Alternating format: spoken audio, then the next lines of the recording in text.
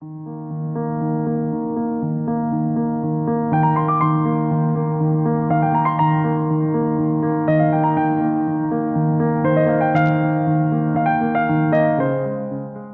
name is Allan Preiss, and I want to welcome you to another podcast in our series Leading in the Public Interest, which is brought to you by McArthur's Talent Architects division. Like many of you, we've been in isolation for almost 12 weeks now and are slowly starting to emerge into a very different world from the one we knew pre-COVID-19. Even before the pandemic struck, today's guest was dealing with very significant challenges. A yet-to-be completely concluded IBAC investigation shone a spotlight on allegations of corruption in his counsel, which was reported extensively in the media. Soon after, the counsel was sacked by the Victorian Andrews government and replaced by an interim administrator. Ironically, Adam Somyurek was the Minister for Local Government at the time, and he was recently sacked himself from his ministerial roles and faces calls to be expelled from the Labor Party. Soon after the council was sacked, the coronavirus struck, and our guest had to find a very different way to navigate his counsel through these unique times. Glenn Patterson, CEO of Casey Counsel, thanks for joining us. Thanks, Allan. Appreciate the opportunity. Glenn, if it's true that what doesn't kill you makes you stronger, you must be feeling like Superman at the moment. Yes, we've certainly had challenges, as you said, one after the other thrown at us without interruption. But I feel that as an organisation, it's really accelerated our growth in many ways. And while they're not challenges that you would necessarily welcome or be inviting into the organisation's experience, certainly we've built, I think, resilience, adaptability, and the camaraderie, I think, in the teamwork around the organisation as a result of the challenges, as you said, both through IBAC, which the hearings for which commenced November, December last year, and then were adjourned, resumed in February, March this year, and again have been adjourned. So through all of those experiences, and now obviously the COVID-19 experience, there's been an enormous amount of learning and growth, and I think it's really accelerated and consolidated a lot of the organisation development and growth overall. Despite not being welcome, we've certainly taken advantage, I think, and leveraged the opportunities that those experiences provided. On a personal level, how difficult have these 18 months been for you? Yeah, it's been really challenging, Allan, I think, because I was only relatively new to the organisation. So I joined the City of Casey in September 2018. So when I first became aware that the IBAC investigation was underway and a whole raft of material was sought from us was about August of 2019. So it was less than a year being in the role to appreciating that we're under that sort of scrutiny. And then I was called as a witness. So I was the only current serving council officer that was required to actually attend public hearings. And then I found out that those public hearings were both recorded, transcripts were available on the IBAC website, and from the second stage of the hearings, which was when I presented, the hearings were live streamed as well. So that was very challenging in terms of having only recent history in the organisation, being accountable, I suppose, for the organisation's performance, our systems, our culture, and, responding to a lot of the issues that had been presented by way of material to IBAC, which went back a good best part of a decade and related mostly to the performance and behaviour of certain councillors, and being able to represent the organisation well and myself in that environment was very challenging. And as I say, it all happened very early stages. That was very difficult. And to be honest, I had periods there where while I was coping and getting through things, I found it personally and professionally very challenging. And there was a lot of, potential damage for us as well, reputationally, both for myself and for the organisation. I was very cognizant of that, and also at the same time appreciating that I have obligations as part of my role and under the IBAC regime to be completely truthful and, helpful in terms of how I presented as a witness. So challenging times, but found my way through it. And I think in times like that, you dig deep, you prepare well. I had good advice and support around me, which was helpful.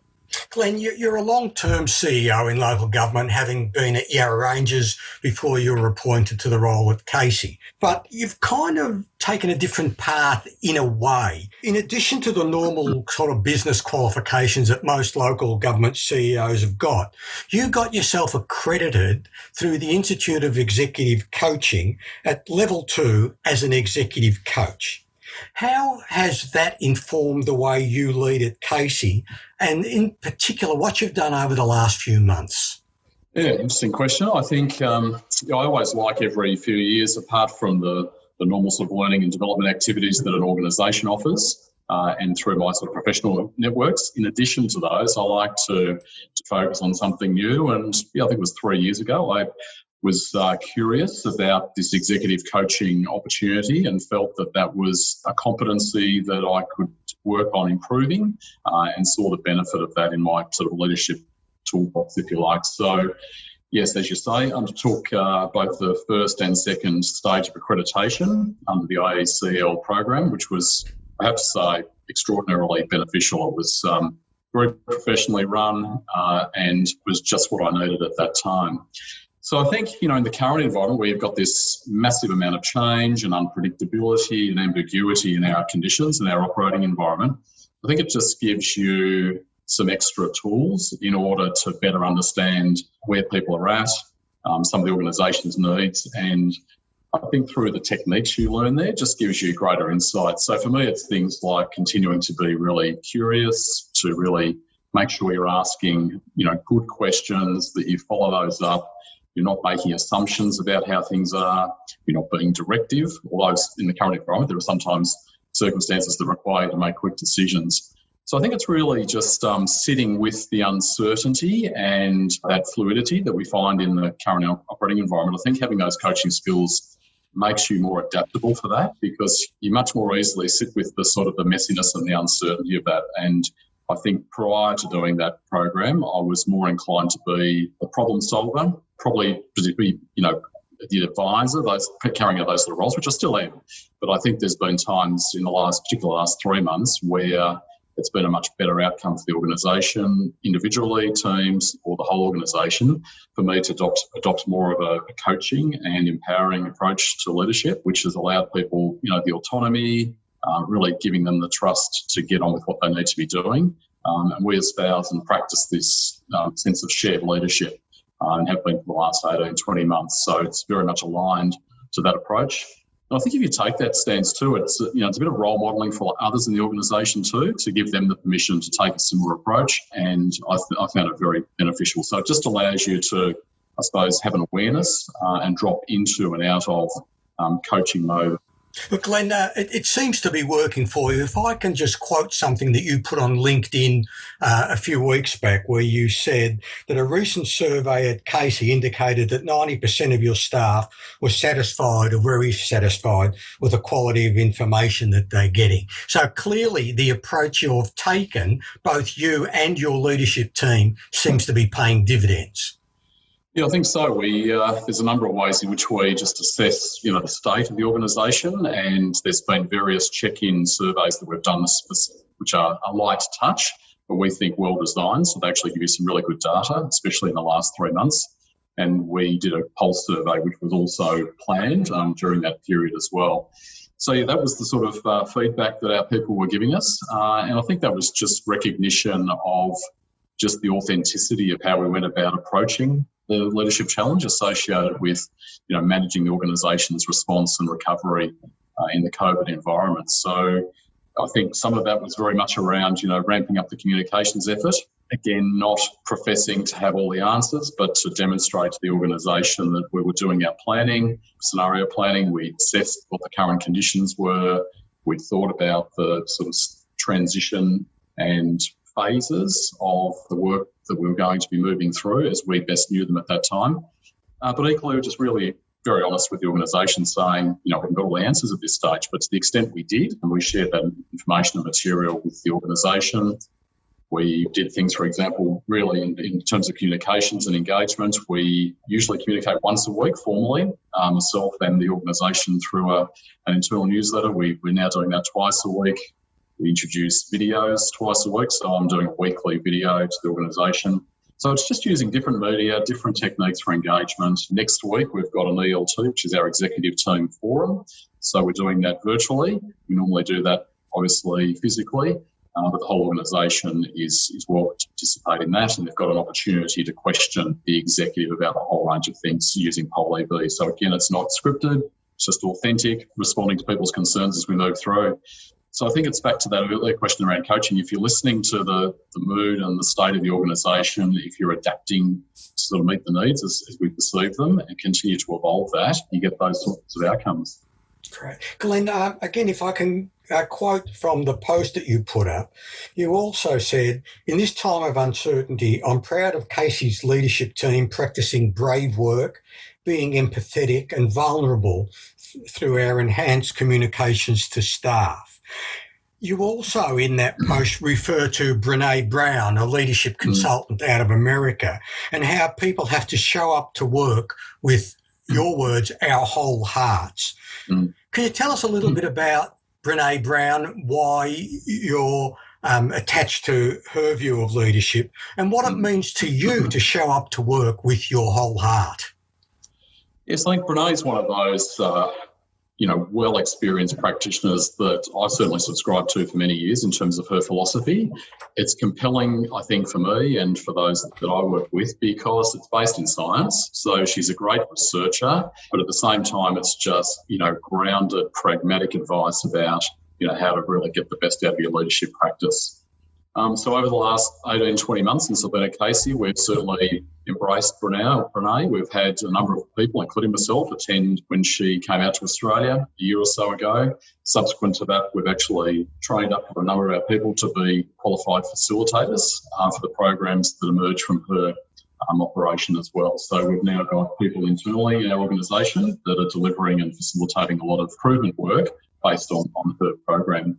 So that's really fantastic. I think what I like about it is, we've based our thinking on this sort of shared notion of having a shared vision, shared values, shared strategy and shared leadership. So I think there's great alignment between that aspiration and Brene's work. So it just really resonates, I think, with us. And the broader you look in business and in politics and in organisations within the country and around the world, principles that underpin her thinking seem to be ones that universally apply and have merit. So what it means for us is, it's very much based, and we've actually got our top 24 people, like corporate leadership team, reading her material and practicing that. So it's very much around that dare to lead notion. So it's the whole thing around, being courageous, about being brave, about being vulnerable, because vulnerability, I think, is one of those key sort of enablers for being courageous in your leadership, about being yourself, as you say, turning up with your full self, your full heart, being authentic, showing emotions, and developing through that approach much deeper connections with your people. For us, it seems to be working. So it's, as I said earlier, not having all the answers. It's, dropping your guard, as she would say, getting your armour off, getting out on the arena and getting your ass kicked sometimes, but being vulnerable for doing that and getting the benefits as a result. So we're still working with that, and I wouldn't say we've certainly got all of that sorted, but we're on we're really advanced with that and evolving our practice around being vulnerable and, as she would say, rumbling through, our problem solving and conversations and sitting with the slightly uncomfortable and messy nature of that, but getting much better outcomes as a result. Glenn, you've also spoken a lot in your post, you mentioned it as well, about the importance of fostering a positive employee culture at Counsel. So given that that's something you've been working on at Casey, what might I experience coming to Casey that would be different from what I might experience visiting another council? Well, I'd like to think, my claim would be that we sort of centre our practice around sort of a growth mindset. So it's very much around being positive, being optimistic, seeing the opportunities in things. So that's the kind of mindset that we are trying to foster, and we've made good gains with it. As I say, we've still got a way to go with that, but I think we've certainly made good progress with that. And again, during this sort of uncertain time, it's been a great opportunity to make sure we've got our people in that space, in that sort of learning and growth zone, rather than in the fear zone, which can quite easily be the case in a rapidly changing environment. So I think, we've got great support for our people. That's probably another aspect I mentioned too, Allan. I think, again, during this uncertain time, we've made sure that We've got all the support in place around mental health, around health and wellbeing. We've got a program called Thrive, which was literally sort of under development but was accelerated, went online, which is a holistic health and wellbeing program. So showing care and support for people, I think, is part of what you would see as a bit of a differentiator at Casey. And again, that's what comes back through the organisation research, that people feel really well supported. In the current climate too, making not just the rhetoric, but, the reality that we support families, making sure that people feel authorised to make their family priorities the priority in this period. So we've been really flexible with how we do that. And again, appreciating a lot of people are homeschooling while they've been trying to hold down work and manage all of those competing interests has been really challenging. But again, there's been strong and consistent messaging around our support for people doing that. So I think they're probably some of the things you would see with us. I think also you see, back to the authenticity piece when we're talking about Bren Brown, there's a lot more of, sort of bespoke leadership programs. We do quite a lot of work with our exec team, the broader exec team and beyond, in our leadership teams in each of our divisions.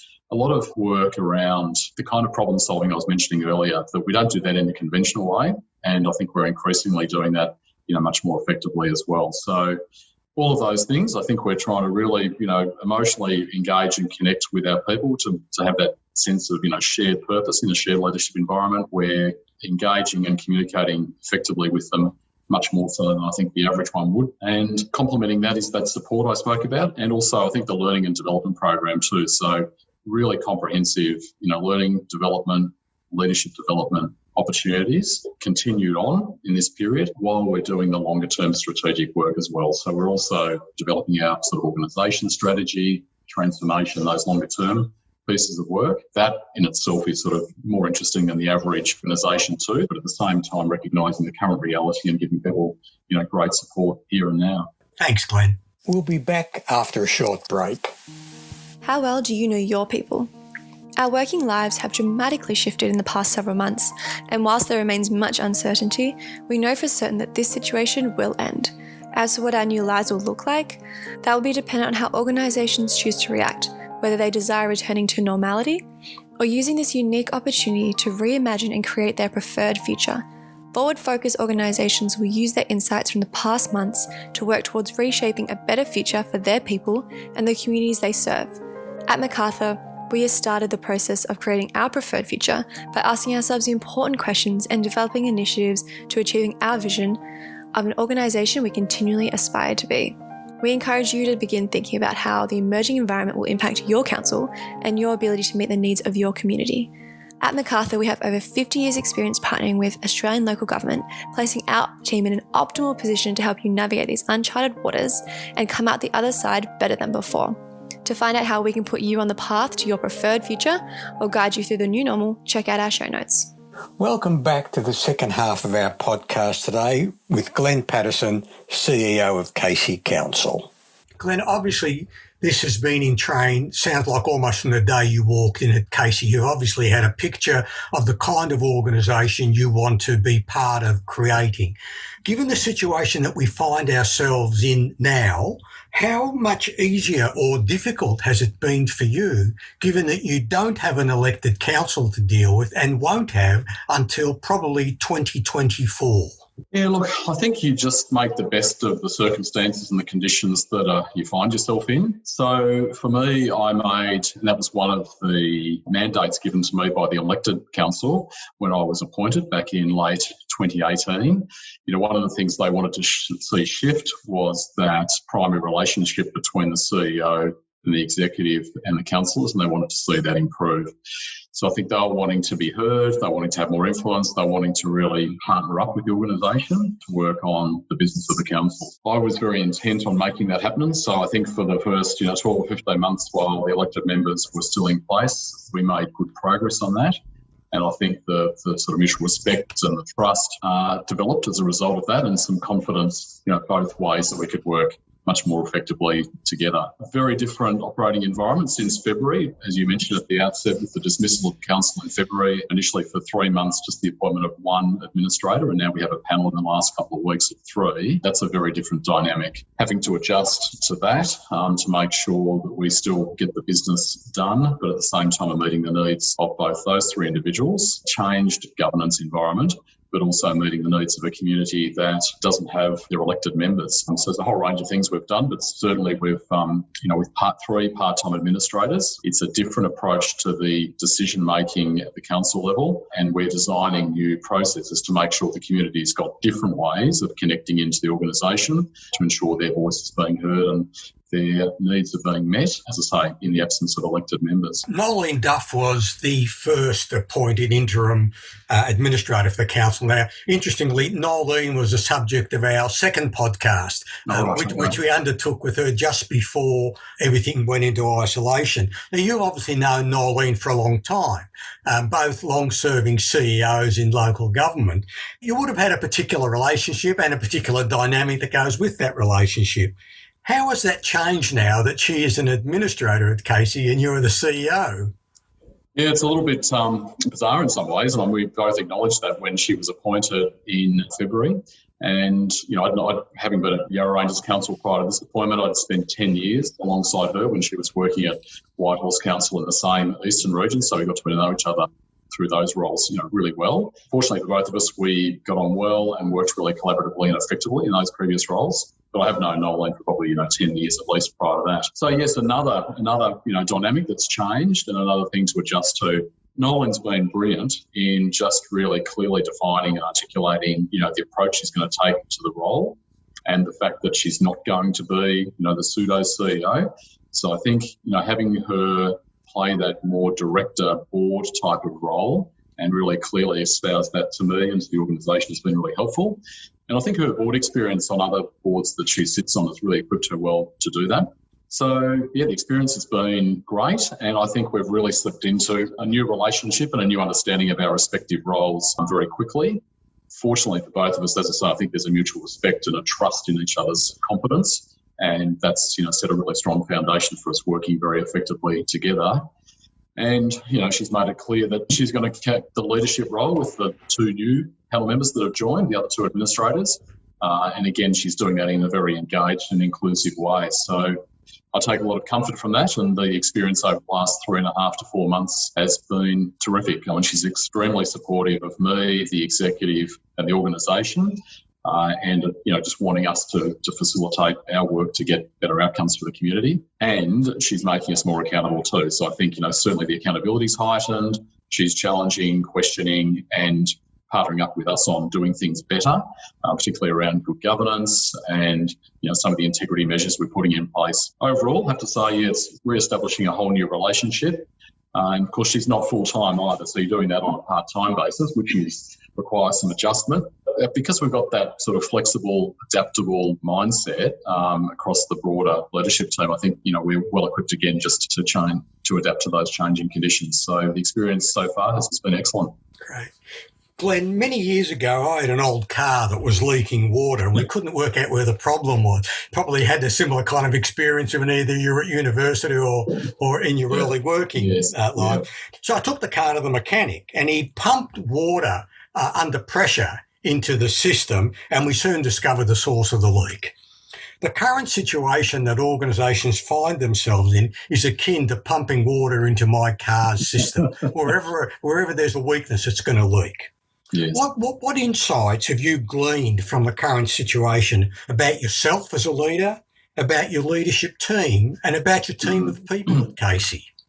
Yeah, plenty, Alan. That's the short answer. I think, the overarching one would be just how impressed I am with people's ability to adapt and to innovate and to continue to provide services. So we've got a whole lot of people, like we've got nearly 1,800 people. Nearly all of our office-based staff, are now working from home.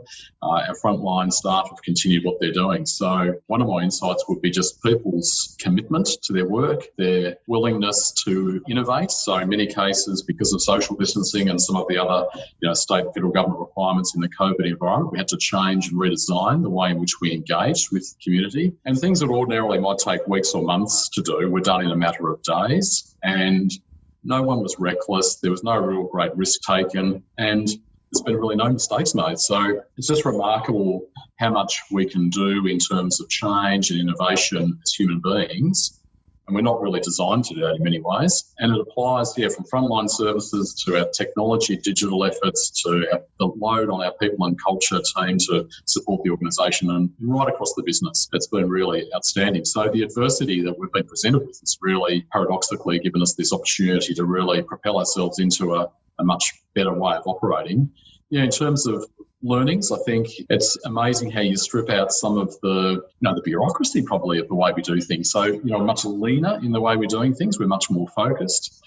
I think some of that engagement that I spoke about earlier has seen teams come together more strongly within departments, within divisions. I think what is missing a little bit in the current environment is that cross-organisational collaboration. But yeah, using different tools and different media, that's been really interesting as well. I think just to say that, if you trust your people, like we're not measuring the keystrokes of people at home on their PCs or anything like that.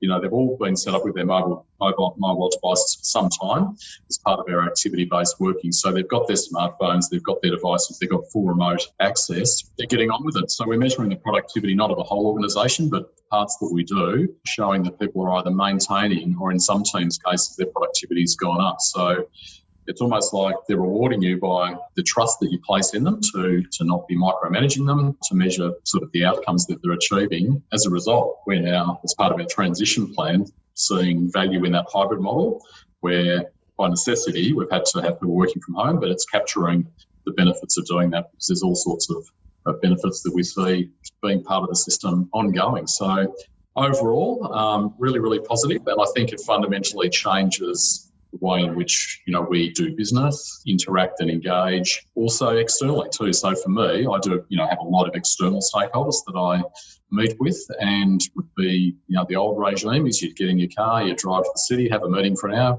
pay an exorbitant amount of money for a car space, get in the car and drive back to the office. All of those arrangements are now up for grabs because we've found better and more effective ways of doing things. And so we're really careful about what we're going to go back to, but also what we're not going to rush back to. And overall, I think the best of humanity has come out in terms of care and compassion for the community and providing the sort of support that's needed, for the community that's struggling in many ways. And we've also seen the best of people just in terms of their ability to adapt and continue to be effective functioning members of the council. Glenn, as we prepare to reopen our organisations and people start to return to work, some organisations will try to go back to what they had before, to as close to normality as is possible.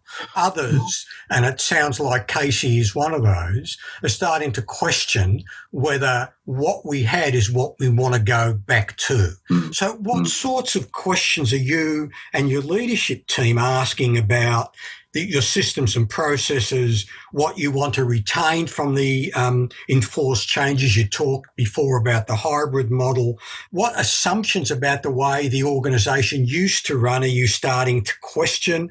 And what are you thinking now that you should invest in as the organisation faces a very different future from the past that it's just left?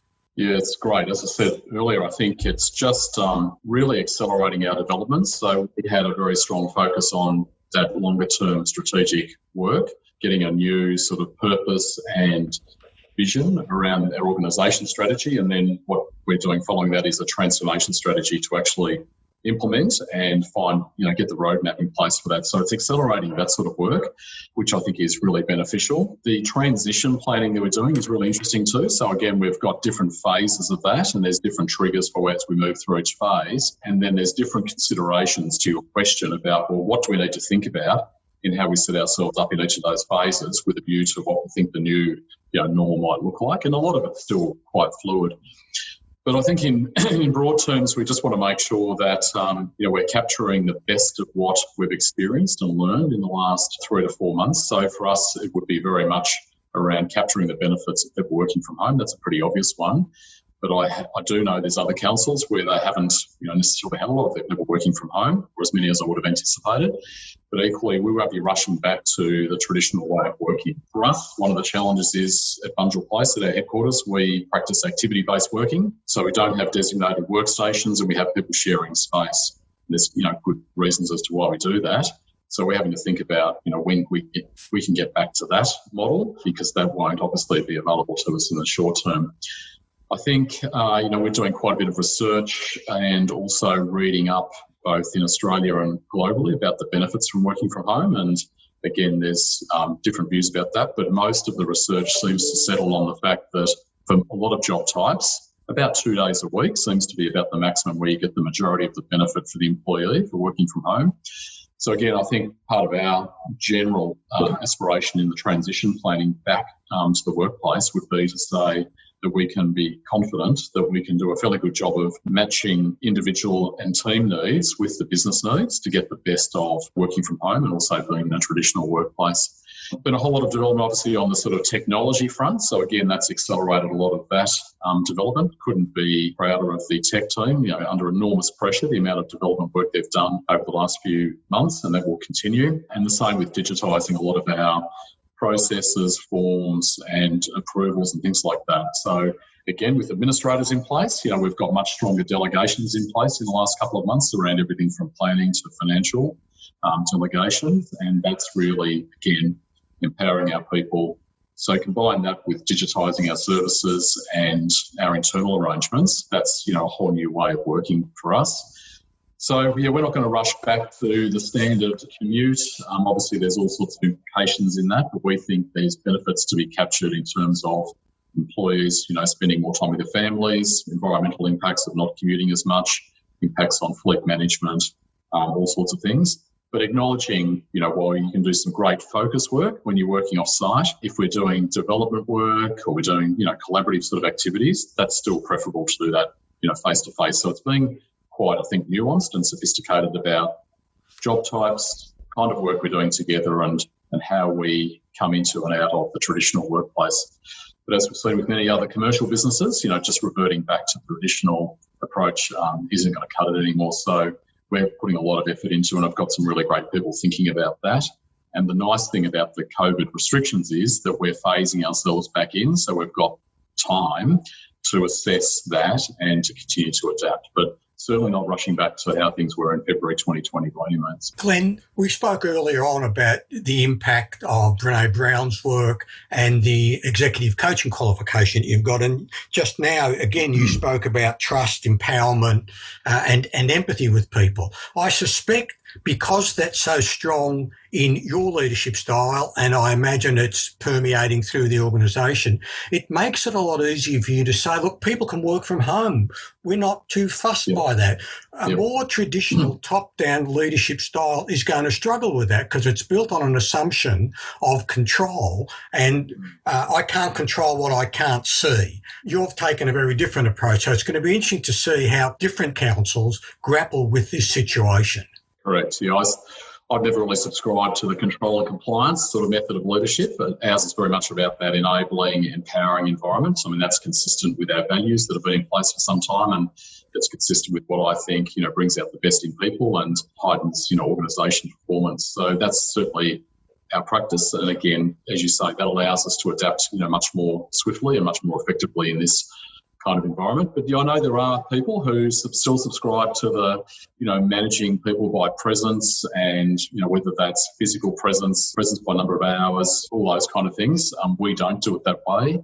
And all the evidence for me would suggest that if you actually trust people, manage to outcomes and let people be flexible about how they time and how they do their work over the course of a day, you always get much better outcomes. So, I read with horror some of those stories where there's some of the big firms and corporations that are managing, monitoring the number of keystrokes that people are making on their laptop or whatever it might be at home. Like, we're just not like that at all. Again, it's all on the pretext, though, that our people have been so conscientious and so rewarding, I think, of really the trust we've placed in them. We're having to put some limits around that. So in terms of expectations around availability, spread of hours, responsiveness, those sort of things, we're just saying to people, making sure they take their breaks, they refresh and renew themselves and keep things in balance so that they keep well, because some of them are working extremely hard in the current environment. But overall, that enabling, empowering environment that we're talking about brings about always much better outcomes. Glenn, I recall reading some research a little while ago that indicated that the greatest source of stress in workplaces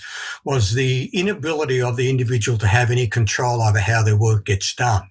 So what I suspect we're going to have as we move back into workplaces is people who have had that experience now of working from home, not being sort of driven by a 9-to-5 kind of agenda and feeling all the benefits of that, and then bumping up against some organisations that still want to reimpose that old model that says, I'm the boss, I need you here, I need to see you, I need to know what you're doing. I think we're in for some interesting times going forward in the next few months with this.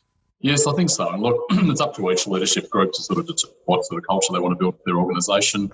You know, the latter description you made there is not how we want to do things. And also, I think the other thing to say is, like, there's even tensions within our organisation too. So there's plenty of our people who don't have the opportunity to work from home.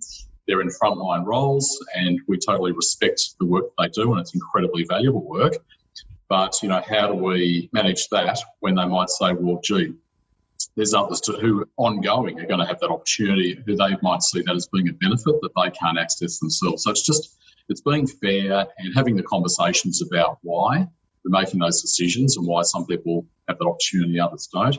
But for the vast majority of our office-based, you know, work types, the roles will allow a significant amount of time to be worked remotely in a much more flexible way. We've got the technology, the hardware, and I think the culture now and the capable people to be able to do that. As long as we bring people together at the right times to do, as I said earlier, that sort of collaborative, you know, thinking development into work, because a lot of that obviously has to be done face to face. But for a lot of focused work, people are finding great benefits in being able to do that when they choose to, quite often remotely. Great. Glenn, we'll have to leave it there. I'd like to thank you for joining us today and sharing the story about how you and the Counsel are managing through these difficult and incredibly unusual times.